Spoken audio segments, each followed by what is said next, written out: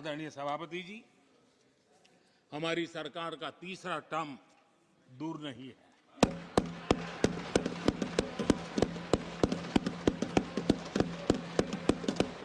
कुछ लोग इसे मोदी 3.0 कहते हैं। मोदी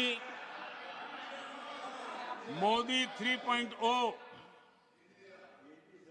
विकसित भारत की नींव को मजबूत करने के लिए पूरी शक्ति लगा देंगे। आदरणीय सभापति जी, अगले 5 साल में भारत में डॉक्टरी की संख्या पहले की तुलना में अनेक गुना बढ़ेगी। मेडिकल कॉलेजों की संख्या बढ़ेगी। इस देश में इलाज बहुत सस्ता और सुलभ हो जाएगा।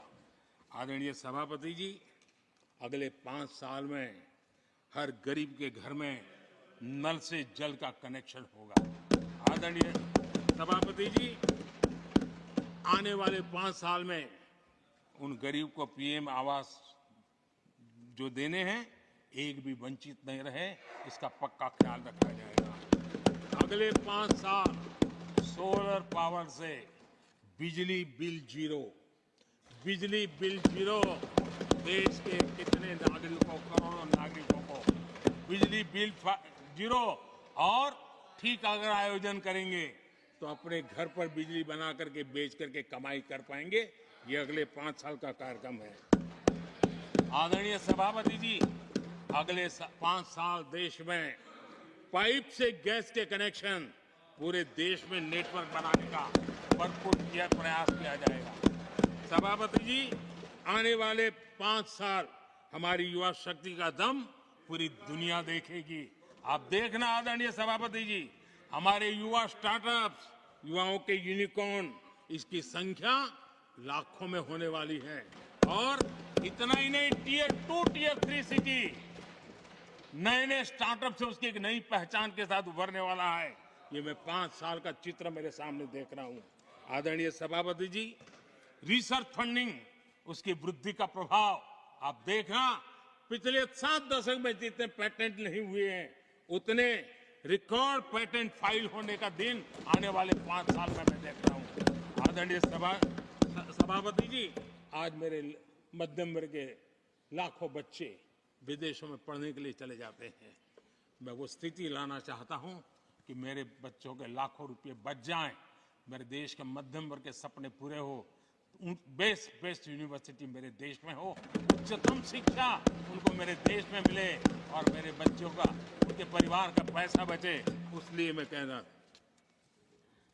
आदरणीय सभापति जी, आने वाले 5 साल आप देख रहा, कोई भी इंटरनेशनल खेल की कंपटीशन ऐसी नहीं होगी जिसमें भारत का झंडे हर जगह बढ़ना था।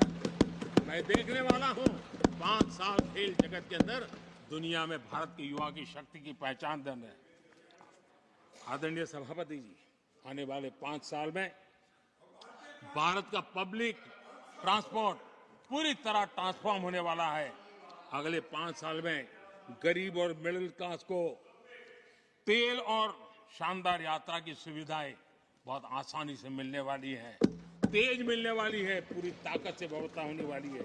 अगले 5 साल में देश बुलेट ट्रेन भी देखेगा और देश वंदे भारत ट्रेन का विस्तार भी देखेगा। आदरणीय सभापति जी, अगले 5 साल में आत्मनिर्भर भारत का अभियान नई ऊंचाई पर होगा। देश हर क्षेत्र में आत्मनिर्भर होता नजर आएगा। आदरणीय सभापति जी, आने वाले 5 साल में मेड इन इंडिया सेमीकंडक्टर दुनिया में हमारी गूंज होगी। इलेक्ट्रॉनिक हर गुड्स में वो चीप होगी जिसमें किसी न किसी भारतीय का पसीना होगा।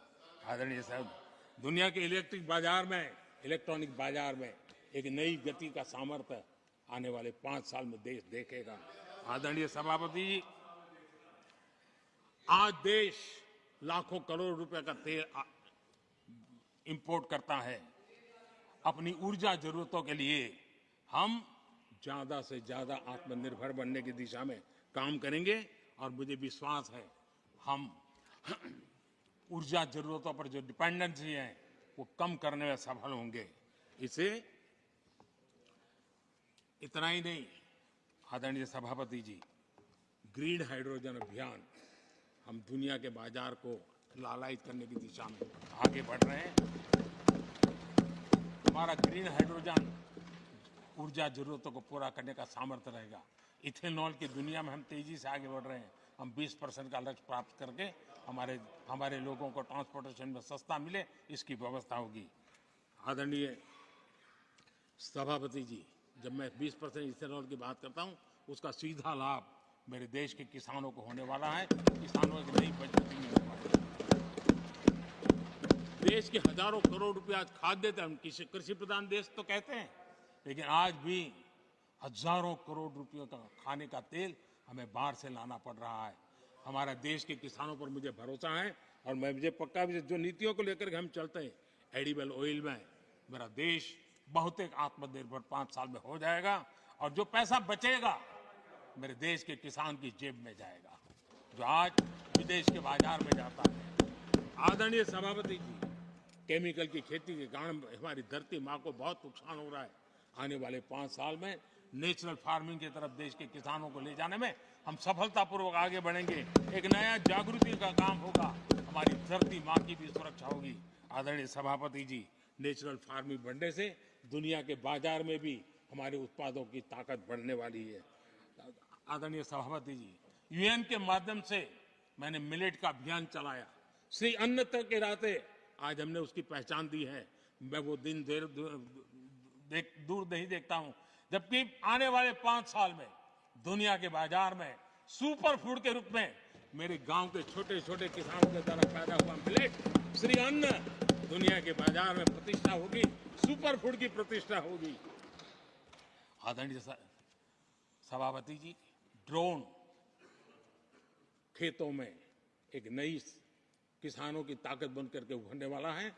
15,000 ड्रोन दीदी का कार्यक्रम ऑलरेडी हम लॉन्च कर चुके हैं। ये तो शुरुआत है, आगे बहुत सफलता दिखती है। आदरणीय सभापति जी, हम नैनो टेक्नोलॉजी को एग्रीकल्चर में लाने में प्रयोग अब तक सफल हुए हैं।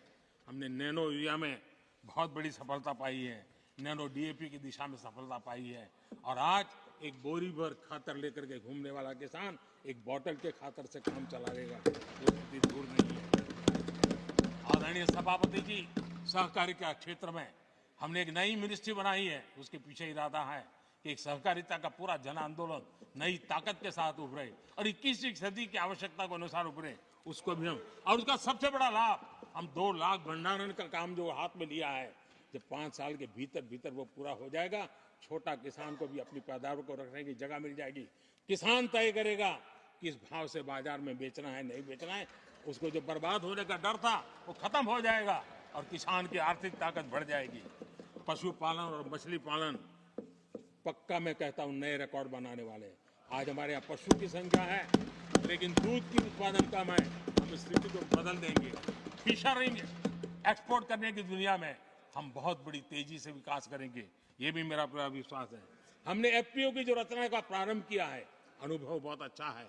5 साल के भीतर किसानों की एक नई संगठन की शक्ति और कृषि उत्पादन में वैल्यू की ताकत, ये लाभ मेरे देश के किसानों को अवश्य मिलने वाला है। आदरणीय सभापति जी, G20 की सफलता ने साफ कर दिया है और दुनिया में कोविड के बाद जो खुलापन आया, उस खुलापन का सबसे बड़ा लाभ हमने देखा है कि विश्व का ध्यान भारत की तरफ गया है और इसलिए एक बहुत बड़ा क्षेत्र टूरिज्म आने वाले दिनों में होने वाला है और जो सबसे ज्यादा रोजगार देने वाला है। आज विश्व के कई देश है जिसकी पूरी इकोनॉमी टूरिज्म पर निर्भर है। भारत में भी बहुत से राज्य ऐसे बन सकते हैं जो उनकी पूरी इकोनॉमी का सबसे बड़ा हिस्सा टूरिज्म होगा और वो दिन दूर नहीं है जिन नीतियों को लेकर के हम चल रहे हैं। भारत एक बहुत बड़ा टूरिस्ट डेस्टिनेशन बनने वाला है। आदरणीय सभापति जी, जिसका हिसाब किताब पहले बहुत कम हुआ करता था, जिसकी बातें सुन करके हमारी मजाक उड़ाई जाती थी, जब मैं डिजिटल इंडिया की चर्चा करता था, जब मैं फिनटेक की चर्चा करता था, तब मैं जरा आउट ऑफ बॉक्स के बातें कर रहा हूं ऐसा लोगों को लगता था। आउटडेटेड सोच वालों के लिए सामर्थ्य का अभाव था, लेकिन मैं पूरा विश्वास से कहता हूं आदरणीय सभापति जी, आने वाले 5 वर्ष डिजिटल इकोनॉमी की दुनिया में भारत का डंका बजने वाला है। भारत एक नई शक्ति है और डिजिटल व्यवस्थाएं भारत के सामर्थ्य को बढ़ाने वाली है। विश्व मानता है कि एआई का सबसे ज्यादा उपयोग कोई करने का सामर्थ्य किसी देश में होगा तो हिंदुस्तान में होगा। लेटेस्ट से लेटेस्ट टेक्नोलॉजी का उपयोग मेरा देश करेगा। आदरणीय सभापति जी, स्पेस की दुनिया में भारत का नाम रोशन हो रहा है। हमारे वैज्ञानिकों का पराक्रम नजर आने वाला और आने वाले 5 साल का जो कार्यक्रम है ना, मैं आज उसको शब्दों में बयान नहीं करना चाहता हूं, लेकिन विश्व को अचंभित करने की दिशा में हमारे वैज्ञानिक स्पेस की दुनिया में भारत को ले जाएंगे, ये मेरा पक्का विश्वास है। आदरणीय सभापति, ग्रासरूट लेवल की इकोनॉमी में बहुत बड़ा बदलाव, 10 करोड़ स्वयं सहायता जूथों में हमारी माताएं बहनें जुड़ी हो और 3 करोड़ हमारी लखपति दीदी, ये अपने आप में हमारे बेटियों के उत्कर्ष की गाथा लिखते हैं। आदरणीय सभापति जी, ऐसे अनेक विविध क्षेत्र हैं जिस क्षेत्र में मैं साफ देख रहा हूं आने वाले 5 साल भारत, कभी हम सुना करते थे स्वर्णिम युग था, मुझे वो दिन दूर नहीं दिखते जब 5 साल में वो मजबूत नींव आएगी और 2047 तक पहुंचते पहुंचते ये देश उस स्वर्णिम युग को फिर से जीने लगेगा। इस विश्वास के साथ आदरणीय सभापति जी, विकसित भारत ये शब्दों का खेल नहीं है, ये हमारा कमिटमेंट है और इसके लिए हम समर्पित भाव से, हमारी हर सांस उस काम के लिए है, हमारी हर पल उस काम के लिए है, हमारी हर सोच उस काम के लिए समर्पित है। उसी एक भावना के साथ हम चले हैं, चल रहे हैं, चलते रहेंगे और देश आगे बढ़ता रहेगा।